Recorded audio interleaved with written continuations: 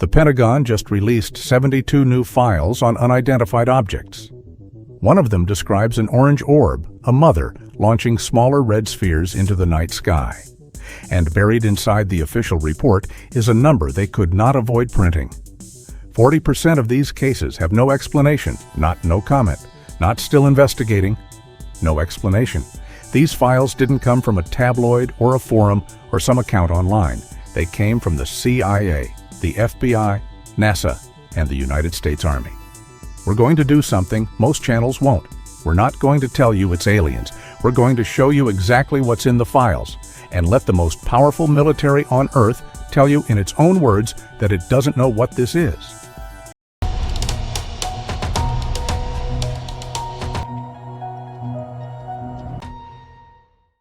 For most of the last century, if you asked the United States government for its UFO records, you got a wall, redacted pages, black boxes. We can neither confirm nor deny. That wall is coming down. In 2026, the government launched a program with a deliberately bureaucratic name, PURSUE, the Presidential Unsealing and Reporting System for UAP Encounters.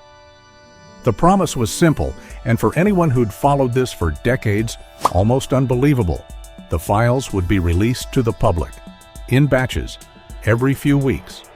The first release came in May, then a second, and on June 12th, the third batch landed, and it was the one that made people stop scrolling. 72 files, 53 documents, 10 images, 6 videos, 3 audio recordings. Together, the releases now add up to hundreds of declassified records the public had never been allowed to see. But here's what separates this from every blurry clip you've ever scrolled past. These files came attached to a report signed by Dr. John Kozlowski, the director of the Pentagon's own All-Domain Anomaly Resolution Office, AARO. The office whose entire reason to exist is to find the boring answer, to look at a light in the sky and prove it was a plane.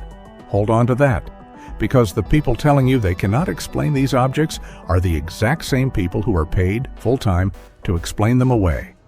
When the skeptic-in-chief shrugs and says, "I don't know," that's not weak evidence. That's the strongest admission in the entire story. Now, here's where almost everyone gets it wrong, including the headlines.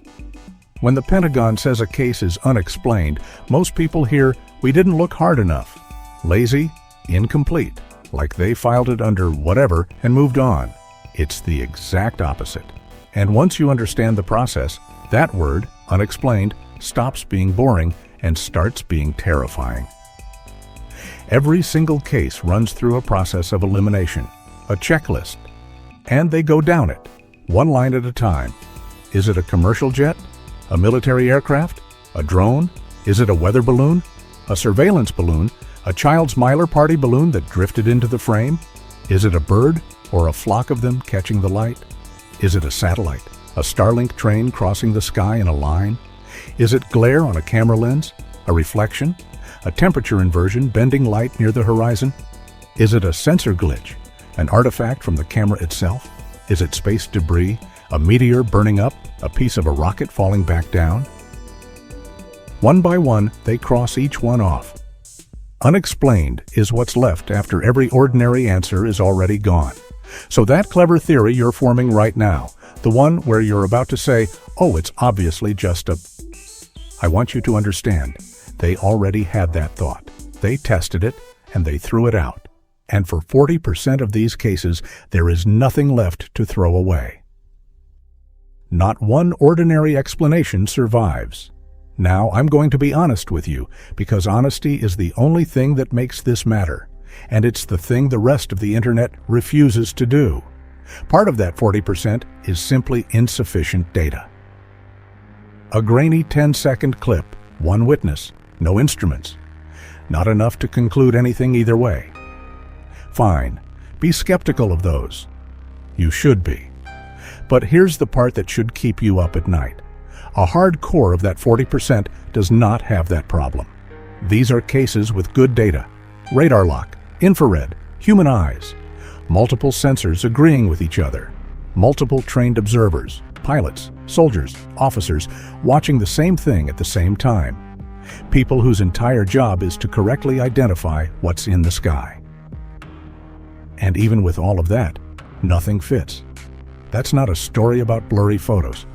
That's the most advanced surveillance machine ever built, looking straight at something with every tool it has, and coming back with a blank. So let's actually open the files. Start with the orbs, because they're the thread that ties this whole release together. One report describes an orange sphere of light. The witnesses called it the Mother. And according to the account, it didn't just hover. It appeared to launch smaller red orbs, splitting off from it, each one moving on its own, independently across the sky. Sit with that image for a second. Not one light. A larger object releasing smaller objects, the way a carrier releases aircraft. Then there's a separate case from February 2026. A witness describes an intense red sphere, and at its center, what they could only describe as a white plasma sun. A burning white core about the size of a basketball, glowing inside the red. This one came through an FBI report from a sighting in the northeastern United States. No wings, no rotor, no tail, no sound, no exhaust trail, no visible way it generates lift or stays in the air at all. And in one of the released videos, you can hear the people filming it. You don't hear a hoaxer hyping a fake. You hear something much more unsettling. Ordinary people, voices low, almost confused, asking each other, "Are you seeing this?" That's the detail that gets me, not the object, the voice. Because that's the sound of someone whose understanding of the world is quietly breaking in real time. And here's what makes the orbs more than a one-off.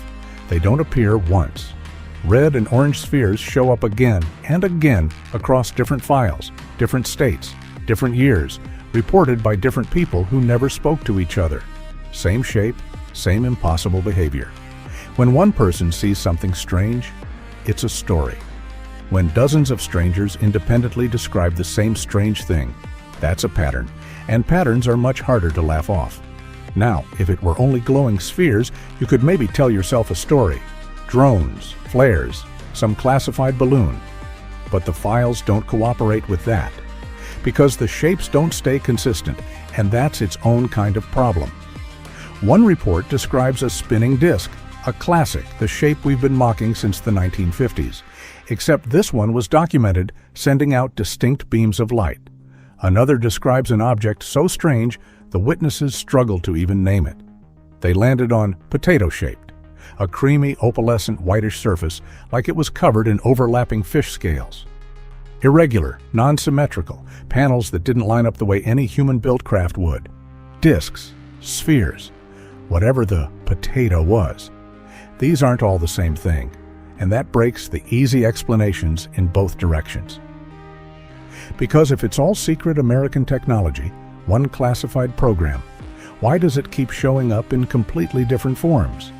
And if it's a natural phenomenon, some trick of light or weather, why does it sometimes behave like a machine with structure and beams and intent? Every time you reach for the comfortable answer, the next file takes it away. But of every file in this release, there is one that you cannot file under maybe it was a balloon. And it's not because of what the object looked like. It's because of where it appeared. February 2022, Fort Carson, Colorado. 5 members of the United States Army walk out of a building in the middle of an ordinary day. They look up, and hovering over Cheyenne Mountain is something that should not be there. It was that opalescent, fish-scaled object, roughly potato-shaped, shimmering. It hung there, motionless, for about 2 full minutes, long enough for 5 trained soldiers to stop and stare and be sure of what they were looking at. And then, it was simply gone. Now, you need to understand what Cheyenne Mountain is. This is not a scenic peak with a nice view. Cheyenne Mountain is one of the most hardened, most defended national security sites on the entire planet. It's the mountain that was hollowed out and built to survive a direct nuclear strike. It is the nerve center of North American aerospace defense, the place that watches the skies over the United States for exactly one reason, so that nothing ever gets over American airspace unidentified. And 5 soldiers watched an unidentified object hover directly over it. So what was the official conclusion? After the investigation, the assessment was, and I want to quote the spirit of it precisely, low confidence that it may have been sunlight scattering off of something. Low confidence. May have been. Over the one location on the continent where the entire job description is to be absolutely 100% certain about everything in the sky. The best the system could offer was a low-confidence guess about sunlight. Let that sit.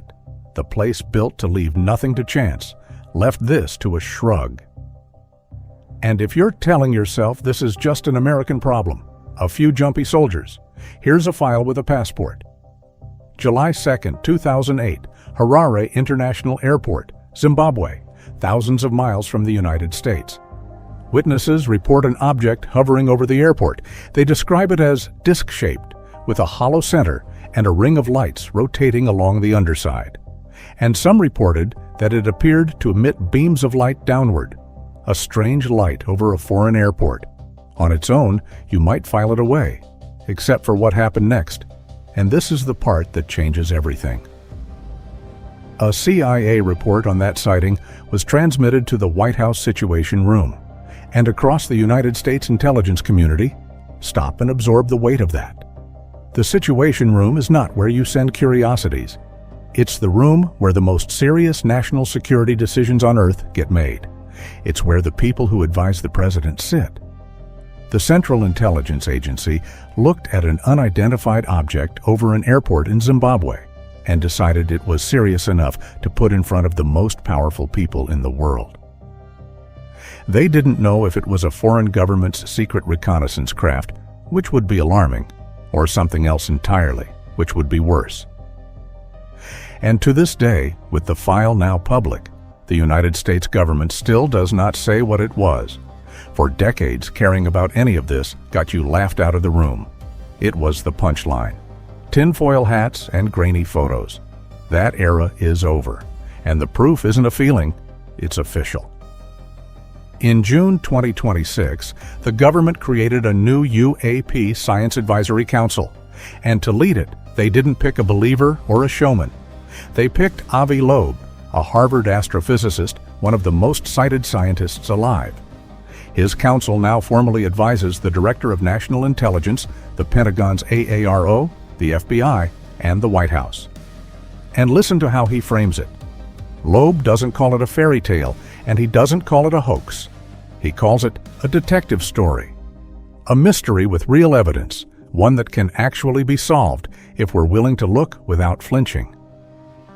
When a Harvard physicist is sitting on a federal advisory council telling the intelligence community to take this seriously, the conversation has fundamentally changed. And the public? The public is already there, way ahead of the institutions. In a recent national poll, this turned out to be one of the only things Americans still agree on across the political divide. 89% of Republicans, 88% of Democrats want the government to release more. Think about how rare that is. In a country that can't agree on anything, nearly 9 out of 10 people, on both sides, are saying the same thing. Open the rest of the files. So let me close this the honest way, the way you came here for. None of this proves aliens. I'll say it plainly. Not the orbs, not the disk over the mountain, not Harare. There is no body, no recovered craft sitting on a hangar floor, no signed confession from inside the government. Anyone who tells you that part is confirmed is lying to you or selling you something. But here's the thing. That was never the frightening part.